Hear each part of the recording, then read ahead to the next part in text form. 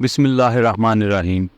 السلام علیکم محترم ناظرین، آج کی اس اہم معلوماتی ویڈیو کے اندر ہم آپ کو بتائیں گے کہ حضرت موسیٰ علیہ السلام نے حضرت اسرائیل یعنی مالک الموت کو کتنی زور سے تھپڑ لگایا تھا، جس کی وجہ سے ان کی ایک آنکھ باہر نکل آئی اور وہ پھر اپنی آنکھ لے کے اللہ تعالیٰ کی بارگاہ میں پہنچے اور انہوں نے کون سی شکایت کی تھی اور حضرت موسیٰ علیہ السلام کے بارے میں کیا بتایا تھا۔ تو ہماری آپ سب سے گزارش ہے کہ اس ویڈیو کو آخر تک ضرور دیکھیں اور ہمارے اسلامی و اصلاحی چینل نیمل ٹی وی کو سبسکرائب کر لیں۔ جب دونوں بچیاں وقت سے پہلے ہی گھر پہنچی تو ان کے والد کو تعجب ہوا اور ان سے اس کا سبب معلوم کرنے کے لیے سوال کیا کہ میری بیٹیوں، آج تم کیسے جلدی وقت سے پہلے ہی گھر آ گئی ہو؟ صاحبزادیوں نے جواب دیا کہ اللہ تعالیٰ نے آج ایک نیک آدمی بھیج دیا تھا جس نے ہمارے جانوروں کو پانی پلا دیا۔ یہ جواب سن کر والد کو تعجب ہوا اور فوراً پہچان لیا کہ یہ کوئی مسافر اور اجنبی آدمی ہے، کیونکہ بستی والوں میں سے تو آج تک کسی نے ان بچیوں پر رحم نہیں کھایا۔ پھر پوچھا کہ آپ نے اس آدمی کو کہاں چھوڑا ہے؟ دونوں بیٹیوں نے جواب دیا کہ ہم نے اسے اسی جگہ چھوڑا ہے، وہ تو اجنبی آدمی ہے، اس کا کوئی ٹھکانہ نہیں۔ شیخ نے جواب دیا آپ نے اچھا نہیں کیا، وہ تو مسافر آدمی ہے، اس نے ہم پر احسان کیا ہے، اس کا تو شہر میں کوئی ٹھکانہ ہی نہیں، وہ بیچارہ رات کہاں بسر کرے گا؟ اس کی مہمان نوازی کا ہم پر حق ہے اور وہ ہمارے حسن سلوک کا بھی حق رکھتا ہے۔ اب تم میں سے ایک جائے اور اسے ساتھ لے آئے۔ ان دونوں بچیوں میں سے ایک حضرت موسیٰ علیہ السلام کے پاس گئی اور ان سے کہا کہ میرے بابا آپ سے ملنا چاہتے ہیں اور آپ کو کچھ اجرت بھی دینا چاہتے ہیں، جو آپ نے ہمارے جانوروں کو پانی پلایا ہے اس کے بدلے میں۔ حضرت موسیٰ علیہ السلام نے جان لیا کہ اللہ تعالیٰ نے اس کی دعا کو قبول فرما لیا ہے اور ان کے ٹھکانے کا بندوبست فرما دیا ہے، اسی لیے آپ نے جانے سے انکار نہ کیا۔ حضرت موسیٰ علیہ السلام اس عورت کے آگے آگے چلنے لگے تاکہ آپ کی نظر اس پر نہ پڑے اور آپ وقار کے ساتھ چلتے گئے۔ آپ جب شیخ کے پاس پہنچے تو انہوں نے آپ سے ان کے نام، وطن اور حالات کا متعلق پوچھا۔ موسیٰ علیہ السلام نے پورا واقعہ ان کو بتا دیا۔ شیخ نے یہ پورا قصہ بڑے صبر و تحمل اور توجہ سے سنا۔ جب یہ قصہ ختم ہوا، حضرت موسیٰ علیہ السلام ان کے ہاں معزز مہمان کے طور پر ٹھہرے، بلکہ ان سے پیارے بیٹے جیسا مقام حاصل کر لیا۔ ایک دن ان کی ایک صاحبزادی نے بڑے پاکیزہ انداز میں اپنے والد محترم سے کہا، ابا جان، آپ ان کو مزدوری پر رکھ لیں، کیونکہ جو لوگ آپ نے مزدوری پر رکھے ہیں یہ ان سب سے بہتر ہیں، یہ بہت مضبوط اور ایماندار ہیں۔ شیخ نے پوچھا کہ اے بیٹی، آپ کو اس کی قوت اور امانت کا کیسے علم ہوا؟ اس نے جواب دیا کہ قوت کا اندازہ اس سے ہوا کہ کنویں کا ڈھکن ایک جماعت مل کر اٹھاتی ہے، جبکہ وہی ڈھکنا اس نے اکیلے ہی اٹھا لیا، اور امانت کا اندازہ اس سے لگا لیں کہ یہ پورا راستہ میرے آگے آگے چلے ہیں لیکن اس پورے سفر میں میری طرف نظر اٹھا کر نہیں دیکھا۔ اس لیے مزدور کے لیے ان دونوں شرطوں کا ہونا ضروری ہے کہ وہ قوی اور امین ہو، کیونکہ مزدور اگر طاقتور نہیں ہوگا تو وہ کام میں کمزور ہوگا، اور اگر امانت دار نہیں ہوگا تو پھر ان کی قوت کا کیا فائدہ؟ اس صاحبزادی کی یہ بات شیخ کے دل میں گھر کر گئی۔ ساتھ ہی انہوں نے والد اور عقل مند بزرگ کی حیثیت سے اس مسئلے پر توجہ دی اور غور و فکر کیا۔ آپ نے دل میں سوچا کہ اس نوجوان سے زیادہ حقدار کوئی نہیں کہ میں اسے اپنا داماد بنا لوں، دنیا میں اس نوجوان سے بہتر کہاں ملے گا، البتہ مدائن میں اس سے زیادہ لائق بچہ کوئی نہیں۔ اللہ تعالیٰ نے شاید اسی لیے اس نوجوان کو میری طرف بھیجا ہے کہ وہ میرا داماد اور میرا مددگار بنے۔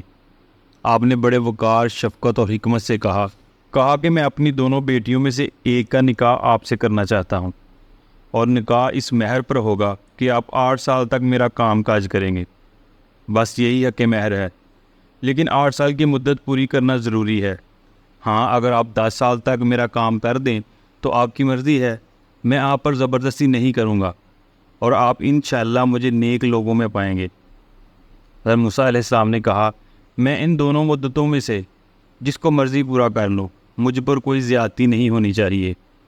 ہم یہ جو کچھ کہہ رہے ہیں بس اس پر اللہ تعالیٰ گواہ اور کارساز ہے۔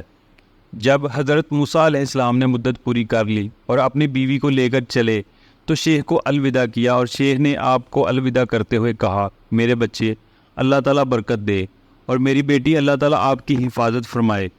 موسیٰ علیہ السلام یخ، ٹھنڈی اور اندھیری رات میں اپنی بیوی کو لے کر چلے، لیکن سفر چونکہ صحرائی تھا اس لیے وہاں آگ کہاں سے ملتی؟ جب آگ نہ ملی تو وہ کیا کرتے تھے؟ کسی چیز کو تاپ کر حرارت حاصل کرتے، اور کوئی روشنی بھی نہ ملی کہ انہیں راہ مل جاتا۔ وہ دونوں چل دیے اور حضرت موسیٰ علیہ السلام آگ کی تلاش میں رہے۔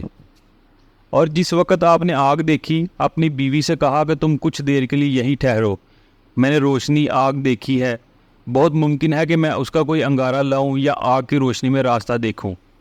موسیٰ علیہ السلام خوشی خوشی آگے کی طرف چل دیے۔ جب وہاں پہنچے تو آواز دی گئی، اے موسیٰ، یقیناً میں ہی تیرا پروردگار ہوں، تو اپنی جوتیاں اتار دے کیونکہ تو پاک میدان طویٰ میں ہے۔ وہاں اللہ تعالیٰ نے موسیٰ علیہ السلام سے کلام کیا اور ان کی طرف وحی بھیجی اور فرمایا، میں نے تجھے پسند کر لیا ہے، اب جو وحی کی جائے اسے کان لگا کر سن، بے شک میں ہی اللہ ہوں، میرے سوا عبادت کے لائق اور کوئی نہیں، پس تو میری ہی عبادت کر اور میری یاد کے لیے نماز قائم رکھ، یقیناً قیامت آنے والی ہے۔ موسیٰ علیہ السلام کے ہاتھ میں ایک لاٹھی تھی جسے آپ اپنے پاس ہی رکھتے اور اس سے مختلف کام لیتے تھے۔ اللہ تعالیٰ نے فرمایا، تیرے اس دائیں ہاتھ میں کیا ہے؟ جواب دیا کہ یہ میری لاٹھی ہے۔ موسیٰ علیہ السلام نے اس لاٹھی کے فائدے گنوانے شروع کر دیے اور بڑی تفصیل سے بات کی تاکہ اللہ تعالیٰ کے ساتھ طویل بات چیت ہو سکے۔ حضرت موسیٰ علیہ السلام نے کہا، یہ میری لاٹھی ہے جس پر میں نیک لگاتا ہوں اور جس سے میں اپنی بکریوں کے لیے پتے جاڑتا ہوں، اور بھی اس میں مجھے بہت سے فائدے ہیں۔ اللہ تعالیٰ نے فرمایا، اے موسیٰ، اسے نیچے پھینک دے۔ پس جب اس نے اس کو نیچے پھینکا تو اسی وقت ہی سانپ بن کر دوڑنے لگا۔ اللہ تعالیٰ نے کہا، اسے پکڑ لے اور نہ ڈر، ہم اسے اس کی پہلی ہی صورت میں واپس لے آئیں گے۔ موسیٰ علیہ السلام کو جو دوسرا معجزہ دیا گیا وہ چمکتا ہوا سفید ہاتھ تھا۔ اللہ تعالیٰ نے فرمایا، اپنا ہاتھ اپنی بغل میں ڈال لے تو وہ سفید چمکتا ہوا ہو کر نکلے گا، لیکن بغیر کسی عیب اور روگ کے۔ یہ دوسری نشانی ہے۔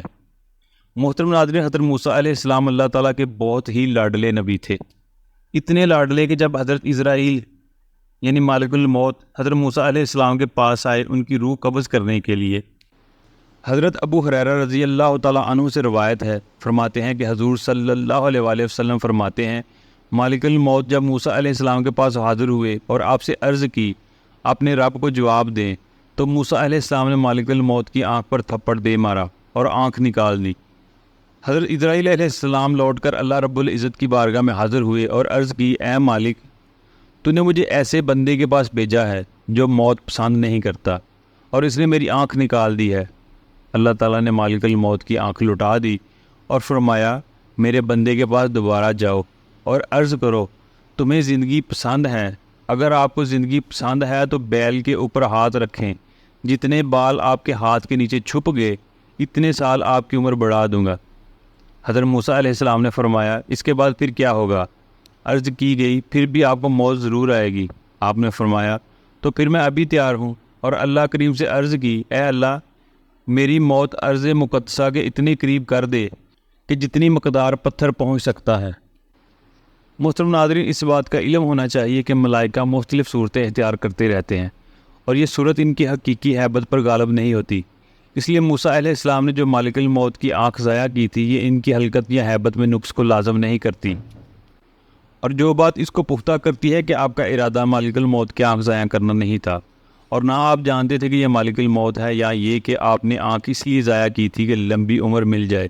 وہ یہ ہے کہ مالک الموت نے اپنے رب کے حکم سے موسیٰ علیہ السلام پر یہ بات پیش کی کہ بیل کی جلد پر اپنا ہاتھ رکھیں، جتنے بال آپ کے ہاتھ کے نیچے آ جائیں اتنی عمر آپ کو عطا کی جائے گی، یعنی ہر بال کے بدلے 1 سال عطا کیا جائے گا، اور اس کا مطلب یہ ہے کہ آپ کم از کم 1,00,000 سال اور زندہ رہتے۔ لیکن اللہ کے کلیم نے مالک الموت سے پوچھا، 1000 سال زندہ رہنے کے بعد کیا ہوگا؟ تو مالک الموت نے کہا کہ پھر موت ہوگی۔ تو آپ نے فرمایا، مجھے ابھی موت قبول ہے۔